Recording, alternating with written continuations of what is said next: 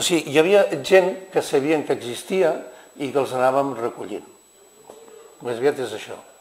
I en els pobles, doncs, hi havia això, de vegades més pagesos, per tant tothom estava vinculat a algun grup d'aquest cultural.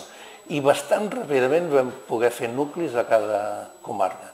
Els pobles ja, aleshores, ja estaven acostumats que anés gent, sortís la gent en cotxe, es feien reunions a les parròquies i aleshores no es veia malament, no era rar i això havia canviat molt. Doncs reunions amb convents, amb parròquies, rectories i el que fos. I així es va muntar bastant ràpidament la Unió de Pagesos. De partits polítics no n'hi havia. Els pobles, és que era molt... Hi havia algun que estava tan amagat, que només ho sabia la dona, que era un partit polític. Jo vinc d'un poble de 6.000 habitants, on cada quinta, perquè m'entengueu, cada quinta doncs més uns 15, entre 15 i 20 persones, i en aquells anys, en cada quinta hi havia un pagès. És que el 79 no hi havia un pagès, el 80 hi havia un pagès, el 80 hi havia un pagès, el 78 n'hi havia un pagès, i a la millor als 70 n'hi havia 5 o 6. Però la percepció encara al pagès encara se'l respecta, perquè és un poble que durant molts anys el que ha acabat predominant ha sigut el sector agrari. Clar que des de fa uns anys aquest sector agrari ha tendit més cap al temps parcial que cap a la jornada completa. Però bé, el pagès sempre se l'ha tingut considerat, i a més sempre són pobles on la Unió de Pagesos, també, moltes vegades, degut també a aquell gran moviment que hi va haver de la fruita seca, on hi ha hagut pes important d'afiliats i on treballar pel sindicat i el ser del sindicat, vull dir, sempre ha sigut una cosa que des de fora se nota un cert respecte, no? Només que als pobles d'allà la Unió de Pagesos és una institució com moltes vegades com pot ser un grup sardanista o com pot ser l'Esplai o com pot ser el casal del poble. Te vull dir que la Unió de Pagesos se la té considerada encara avui. La Unió de Pagesos va ser una plataforma de formació democràtica i va ser la palanca legítima de molts agricultors que saltaven a la política. En aquella època, molts dirigents de la Unió de Pagesos van ser diputats a Madrid o a Barcelona. Per descomptat, sempre deien que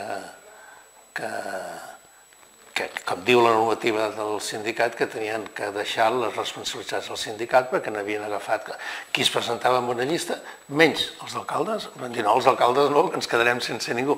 Molts alcaldes van ser de la Unió de Pagesos, però tots els que es presentaven a les eleccions parlamentàries o a les Corts deixaven les seves responsabilitats. Va ser una palanca. O sigui, no venien d'altres llocs, sinó que anaven a altres llocs.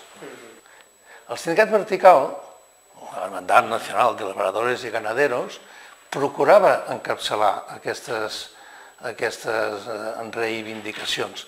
Però clar, les unions de pagesos s'hi van posar al davant i ràpidament les van encapçalar i va ser quan ja al cap d'un any de fundar-se la Unió de Pagesos hi va haver-hi una gran manifestació que es va aconseguir que convoquessin les càmeres agràries, s'hi va posar la Unió de Pagesos al davant, van canviar el recorregut i tots els pagesos van seguir el recorregut de la Unió de Pagesos.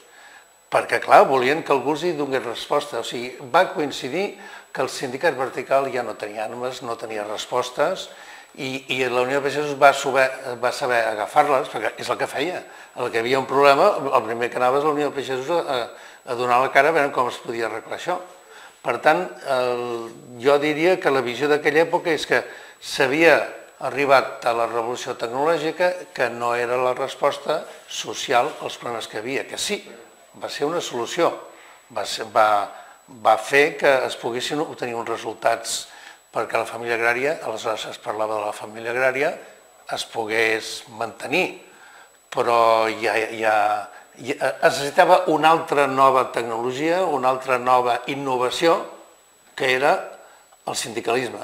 Jo me'n recordo aquell moviment, no?, que, escolta, una de les coses més sagrades que tenim allà al territori, que és l'aqüífer, a més és molt vulnerable, no?, amb unes químiques que molts anys darrere ja el van esgotar, vull dir que era una cosa, i la lluita pagesa ja havia existit d'alguna manera per defensar aquell aqüífer, no? Llavors una altra vegada se repetia una mica la història, en acabat de molts anys, que una altra vegada semblava que aquell aqüífer l'havia de tornar a esgotar de cara a abastir la població de Barcelona, no?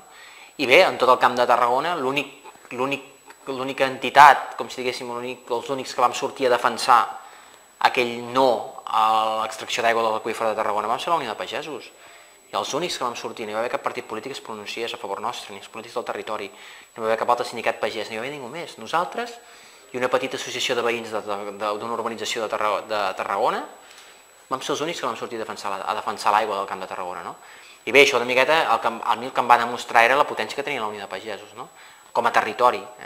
I arribar a aconseguir en aquell moment aquelles persones que van sortir a defensar l'aigua del Camp de Tarragona, jo crec que allí per mi és una de les lluites, ja no amb nombre o amb intensitat, però sí que va durar força setmanes, no? Hasta que no es va aconseguir, però va ser una lluita que a mi em va demostrar una miqueta el que era la Unió de Pagesos, no? Que no solament ens preocupa solament les coses agràries, sinó també el territori com a tal. No? A veure, a vegades la gent pensa que les organitzacions són el que són quan surten al diari.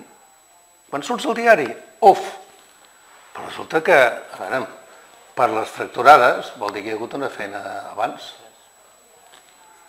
Per arribar al Congrés de l'Espluga ja teníem les comarques bastant organitzades i això, molta gent, i molta gent que va venir, el Pep Riera va dir, és que jo he vingut al Congrés de l'Espluga perquè el vaig llegir al diari.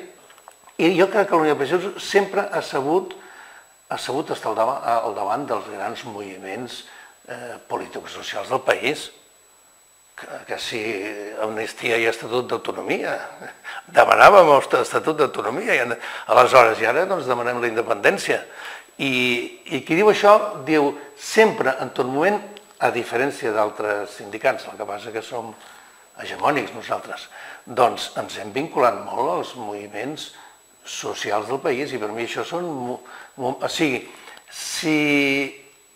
si no vols interlocutar amb el teu client, que són els consumidors, t'equivoques.